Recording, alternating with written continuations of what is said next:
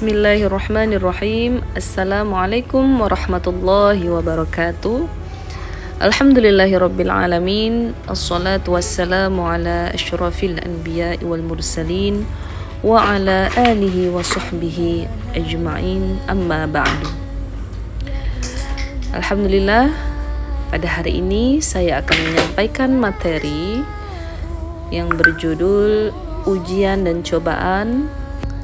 Ayat pertama yang membahas tentang ujian dan cobaan adalah Quran Surah Al-Baqarah ayat 155 sampai 157. Kita simak terlebih dahulu dan ikuti bacaannya. A'udzu billahi minasy syaithanir rajim.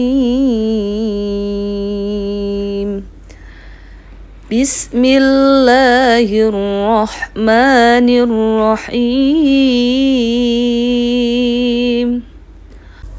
وَلَنَبْلُوَنَّكُمْ بِشَيْءٍ مِّنَ الْخَوْفِ وَالْجُوعِ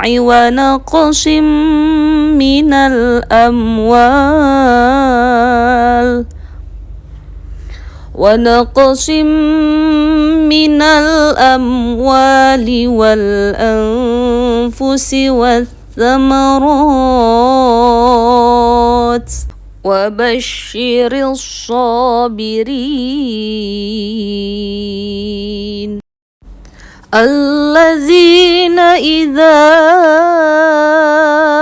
أصابتهم مصيبة قالوا إنا لله وإنا إليه راجعون أولئك عليهم صلوات من ربهم ورحمة وأولئك هم المهتدون صدق الله العظيم. Selanjutnya kita melihat artinya. Walanabluwannakum, artinya dan sungguh akan kami berikan cobaan kepadamu minal khawfi wal ju' dengan sedikit ketakutan, wal ju' kelaparan, wa naqsim minal amwal dan kekurangan harta, wal anfus jiwa, wat thamarat dan buah-buahan, wa basyiris sabirin dan berikanlah kabar gembira, berikanlah berita gembira kepada as-sabirin, orang-orang yang sabar. Ayat 156, alladzina idza asabathum musibah, yaitu orang-orang yang apabila ditimpa musibah, qalu inna lillahi wa inna ilaihi raji'un. Qalu, mereka mengucapkan inna lillahi wa inna ilaihi raji'un. Ayat 157, ulaika alaihim shalawatun min rabbihim wa rahmah, mereka itulah yang mendapatkan keberkatan yang sempurna dan rahmat dari Tuhan mereka. Wa ulaika humul muhtadun, dan mereka itulah orang-orang yang mendapat petunjuk. Penjelasan surah Al-Baqarah ayat 155. Di sini Allah Subhanahu wa taala mengabarkan kepada hambanya bahwa Dia akan memberikan cobaan. Jadi setiap manusia itu pasti akan Allah beri ujian dan cobaan. Dalam surah ini ayat 155 bahwa dikatakan Allah memberikan ujian dan cobaan hanyalah sedikit jika dibandingkan dengan potensi yang telah diberikan oleh Allah Subhanahu wa taala dan besar pahala yang akan diperoleh saat lulus atau menyelesaikan ujian tersebut.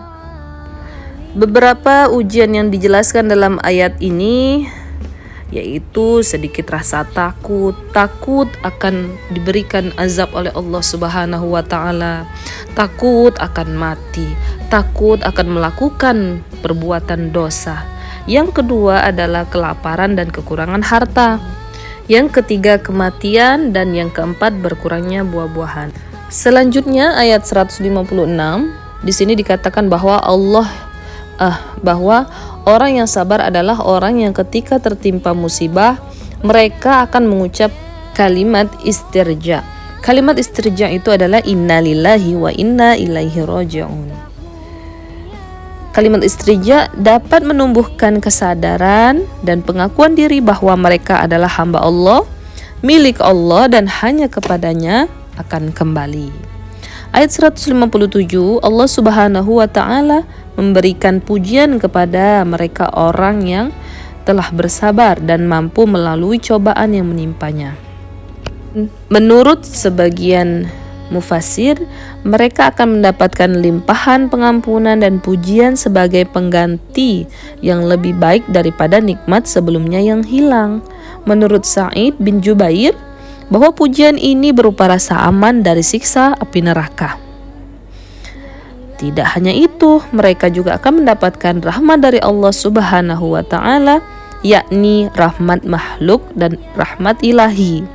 Selain limpahan ampunan dan rahmat, orang yang sabar dalam menghadapi cobaan juga akan memperoleh petunjuk dari Allah Subhanahu wa taala.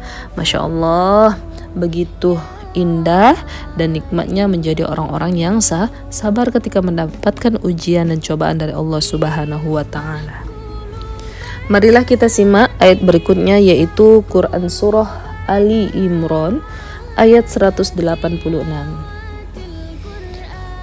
A'udzu billahi minasy syaithanir rajim. Bismillahirrahmanirrahim. Latublawunna fi amwalikum wa anfusikum وَلَتَسْمَعُنَّ مِنَ الَّذِينَ أُوتُوا الْكِتَابَ مِنْ قَبْلِكُمْ وَمِنَ الَّذِينَ أَشْرَكُوا أَذًى كَثِيرًا وَإِنْ تَصْبِرُوا وَتَتَّقُوا فَإِنَّ ذَلِكَ مِنْ عَزْمِ الْأُمُورِ. Shadaqallahul azim.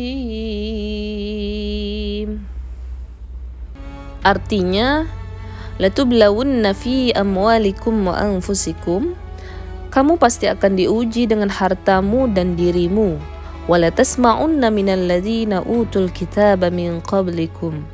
Dan pasti kamu akan mendengar banyak hal yang sangat menyakitkan hati dari orang-orang yang diberi kitab sebelum kamu. Wa minal ladzina asyraku adzan katsira. Dan dari orang-orang musyrik, jika kamu bersabar dan bertakwa, maka sesungguhnya yang demikian itu termasuk urusan yang patut diutamakan. Penjelasan dari surah Al-Imran ini bahwa kita manusia diuji oleh Allah Subhanahu wa taala baik berupa harta, jiwa, dan ujian gangguan dari ahli kitab. Yang pertama adalah ujian harta, bahwa harta yang dimiliki orang beriman tidak hanya sebagai karunia Allah, namun bisa juga sebagai ujian bagi pemiliknya. Dan bagi orang yang mengalami kemiskinan, mereka pun diuji terkait harta mereka. Apakah ia tetap bersabar dan berusaha keras dengan cara yang halal dan baik untuk memenuhi kebutuhannya. Yang kedua, ujian jiwa. Misalnya kita diberikan oleh Allah Subhanahu wa taala ujian sakit atau bahkan kematian. Yang ketiga, ujian gangguan dari ahli kitab, yaitu Yahudi dan Nasrani dari kaum musyrikin, baik berupa perkataan yang menyakitkan hati, isu yang tidak mengenakan, atau ajakan-ajakan mereka agar mau memeluk agama mereka. Jika mereka semua mampu untuk bersabar dalam menghadapi cobaan dan ujian dari Allah Subhanahu wa taala dan tetap bertakwa kepada Allah Subhanahu wa taala, maka kedua hal tersebut, sabar dan takwa, patut untuk diutamakan. Dua hal ini merupakan kunci sukses dalam menghadapi kehidupan di dunia. Demikianlah yang bisa saya sampaikan. Mohon maaf apabila ada kekeliruan dan kesalahan. Kepada Allah saya mohon ampun. Semoga bermanfaat bagi kita semua. Billahi taufiq wal hidayah. Wassalamualaikum warahmatullahi wabarakatuh. Terima kasih.